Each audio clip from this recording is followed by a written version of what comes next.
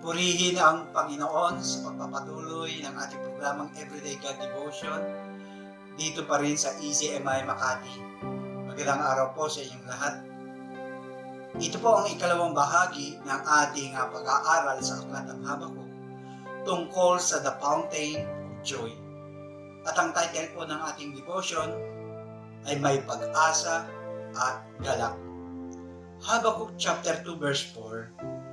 Ito ang mensahe.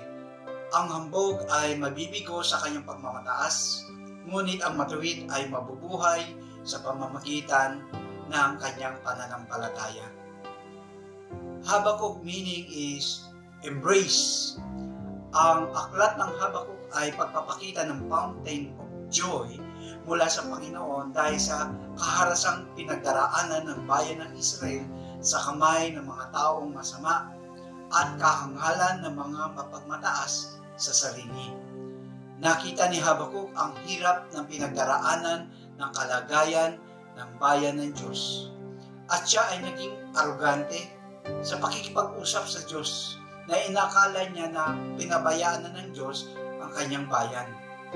Sinabi niya sa Habakuk chapter 1 verse 13, "Bakit hindi kayo kumikibo, gayon pinuksan nila ang mga taong higit na mabuti kaysa kanila." Ngunit sinabi ng Panginoon kay Habakuk ang kanyang plano na gagawin sa mga mapagmataas at sa mga matuwid.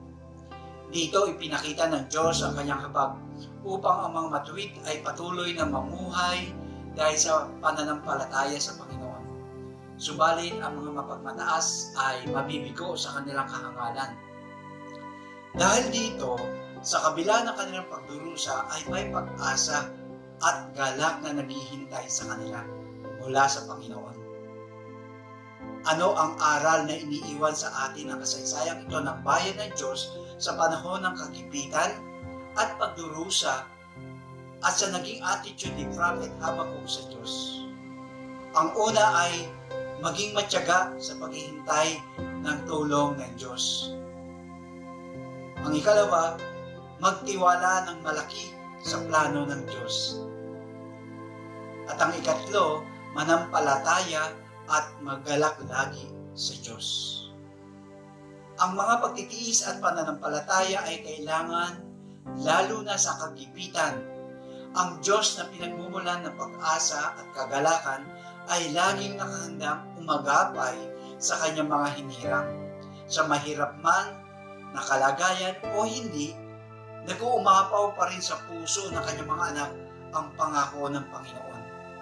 At para sa huling bahagi sa salita ng Diyos, sa unang Tesalonica chapter 5 verse 16 to 18, "Magalak kayong lagi, palagi kayong manalangin, at magpasalamat kayo sa Diyos sa lahat ng pagkakataon, sapagkat ito ang kalooban ng Diyos para sa inyo, sa inyong pakikipag-isa kay Kristo Jesus." Marami pong salamat sa inyong pakikinig sa ating Everyday God Devotion. Pagpalain po tayong lahat ng Panginoon.